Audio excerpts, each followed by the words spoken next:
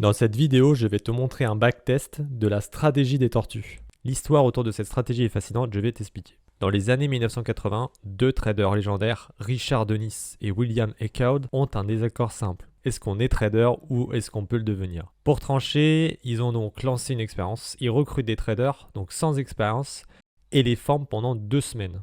Ils les appellent les Turtle Traders, en référence aux élevages de tortues en Asie. Donc en fait, les éleveurs en Asie, donc notamment à Singapour, faisaient grossir très très rapidement les tortues pour les revendre.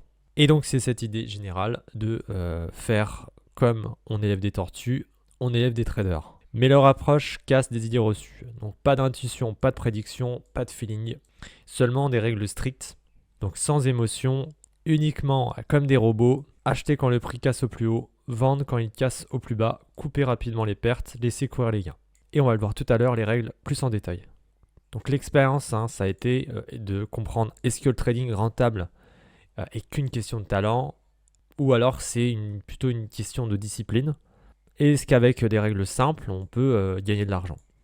Plusieurs turtle traders sont devenus millionnaires et même bien plus que ça. Et donc le groupe aurait généré plus de 100 millions de dollars.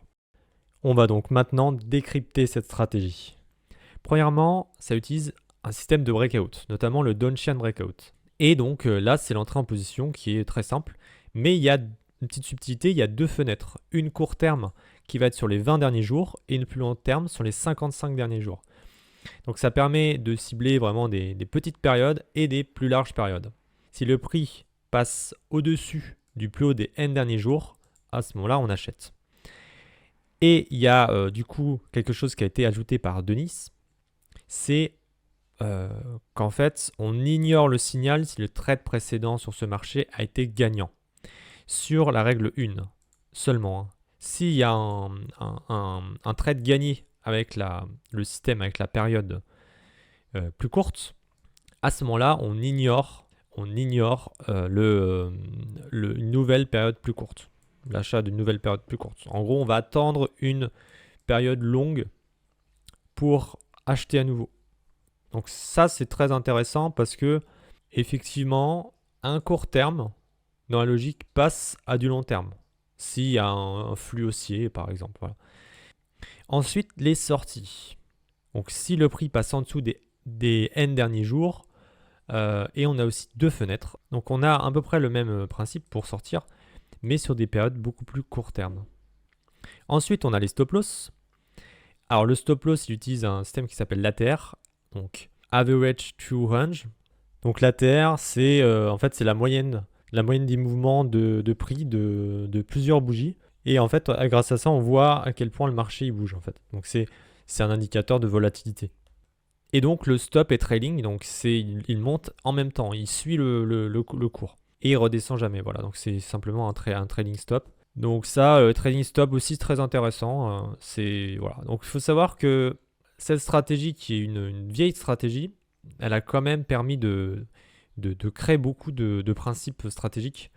En fait, à l'époque, elle était très innovante cette stratégie, parce qu'elle a mis en place justement pas mal de points là qu'on voit. Avant, ça n'existait vraiment pas quoi. Donc le trading stop, ok. Ensuite, alors pour la taille de position, il y aura premièrement donc ça prend en fait 0,5% du capital par trade. Et il y a une possibilité de pyramiding. Donc ça, c'est le calcul pour récupérer 0,5% du capital uniquement par trade. Et il y a un système de pyramiding qui va augmenter la position par rapport à la TR. Donc comme ça, quand ça monte, on va pouvoir continuer à acheter. Voilà, donc ça fait un pyramiding. Et il faut savoir qu'il y a également une notion de diversification, parce qu'en fait, il faisait fonctionner sur beaucoup de marchés, une vingtaine de marchés. Nous, on va vraiment se concentrer sur le S&P 500. Et donc, je parlerai des limites et de ce que je pense vraiment de cette stratégie à la fin de cette vidéo. Alors, donc ça, c'est le code. Donc, sur le S&P 500, on fait un backtest de 2010 à 2024. Et donc, capital de 100 000. On met quelques commissions quand même. Et donc, risque de 0,5%. Et donc, voilà. Donc là, ça c'est tout le code pour la stratégie. avec notamment pour calculer l'ATR. Et ensuite, juste ici, on a l'affichage et on a le résultat de la stratégie. Avant ça, je t'invite à rejoindre ma newsletter, le lien est en description. Donc la performance de la stratégie, on peut voir juste ici la courbe d'equity. On gagne de l'argent déjà, donc c'est une stratégie qui gagne de l'argent. Et on peut voir également le drawdown en dessous qui est à moins 2%. Donc pour le coup, ça c'est vraiment intéressant, moins 2%. On a tanké pas mal de moments difficiles. Et ensuite, au niveau du Sharpe ratio, on est à 0,34. On a également donc le max drawdown juste ici à moins 2,11%. Le nombre de trades de 72. Un win rate de 50%. On gagne autant qu'on perd. Et on a un profit factor qui est positif. Donc on va gagner plus d'argent quand on gagne que de perdre d'argent quand on perd.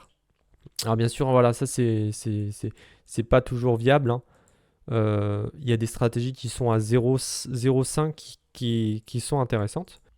Et on a un return de 4%, ce qui est très faible. Donc là, 4% sur une période de 14 ans, bah en fait, les obligations auraient largement fait mieux, hein.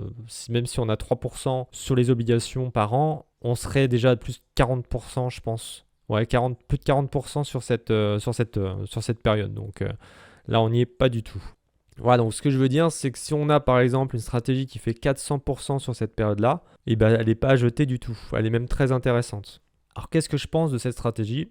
Premièrement, il y a un biais haussier. C'est-à-dire que si les marchés donc, sur lesquels on trade baissent, par exemple sur 5, 10 ans, on va pas gagner d'argent, voire même on peut en perdre. Ce qui est intéressant avec cette stratégie, effectivement, c'est que le Donchian Breakout va quand même un petit peu empêcher de perdre beaucoup. Donc c'est pas un stop loss qui se réactive à chaque baisse. Là, effectivement, il faut quand même qu'il y ait un rebond et une hausse. Donc ça, c'est quand même intéressant. Voilà, donc ce système de Donchian Breakout est quand même très intéressant pour le mettre dans une stratégie. Ensuite, au niveau de la gestion du risque, elle est intéressante aussi. L'ATR, moi je trouve que c'est intéressant de le mettre en place dans une stratégie. La taille de position, pour moi, elle est bonne. Voilà. 0,5 avec l'ATR, je trouve que c'est intéressant aussi. L'idée, c'est que une tendance, elle se construit, elle perdure un petit peu. Donc, faire un pyramiding constant sur cette tendance est intéressant aussi. Ensuite, la diversification, effectivement, là on l'a mis sur le S&P 500 qui a gagné de l'argent on avait dit combien? Les 14 dernières années. Demain, est-ce que diversifier va pas détruire cette performance? Si on diversifie sur le Bitcoin, peut-être oui, c'est intéressant. Mais il y a d'autres actifs qui sous-performent. Donc ça va être vraiment un choix de sélection qui va être à nouveau à prendre en compte. Donc ça veut dire que si tu choisis mal tes 20 actifs, à ce moment-là, tu peux tout simplement soit gagner beaucoup d'argent avec cette stratégie, soit en perdre beaucoup. Donc ça rentre à nouveau dans une suroptimisation avec des périodes assez strictes, 20-55, 10-20, un ATR de 20, 4 unités, 20 marchés, avec les choix des marchés. Donc ça fait énormément de paramètres. Donc, la tentation de modifier les paramètres pour trouver la meilleure en phase de test, elle est très grande. Donc, avec tous ces paramètres-là, c'est vraiment difficile et ouais, ça fait vraiment partie des stratégies qui sont très difficiles à tester, à backtester de manière réaliste. Donc ça, voilà, c'est à noter aussi. C'est pour ça que j'ai vraiment fait tourner la stratégie comme elle était à l'époque. Et ensuite, il y a également le biais du survivant. Pourquoi? Parce que on l'a expliqué au début de la vidéo que certains turtle traders sont devenus millionnaires, mais il y en a aussi qui se sont ruinés et on n'en parle pas. Donc à ce moment-là, on a une belle histoire, mais en vérité, c'est beaucoup plus nuancé que ça. Et en fait, on ne peut pas savoir si les turtle traders qui ont été les plus rentables ne sont pas justement les plus indisciplinés. Et c'est peut-être les turtle traders qui ont modifié le plus les paramètres demandés. et qui ont peut-être pris plus de risques avec des règles de stop loss, etc. Pas du tout comme on l'a expliqué là. Et du coup, l'expérience est totalement biaisée et on ne peut même pas conclure de cette expérience si elle a fonctionné ou pas. Non, c'est beaucoup plus compliqué à savoir en fait. Donc voilà, je trouve qu'elle est quand même intéressante sur pas mal de points. Elle met quand même en lumière de ce qui était à l'époque pas forcément commun. Aujourd'hui, on peut faire tout ça avec du code. Hein. Ça qui est fou. À l'époque, les turtle traders, ils faisaient vraiment à la main, quoi. C'est ça qui est incroyable. Là, aujourd'hui, on arrive à faire ça en quelques lignes de code, quoi. N'hésitez pas à liker si vous avez aimé cette vidéo. Et on se retrouve très vite dans une prochaine vidéo. Salut!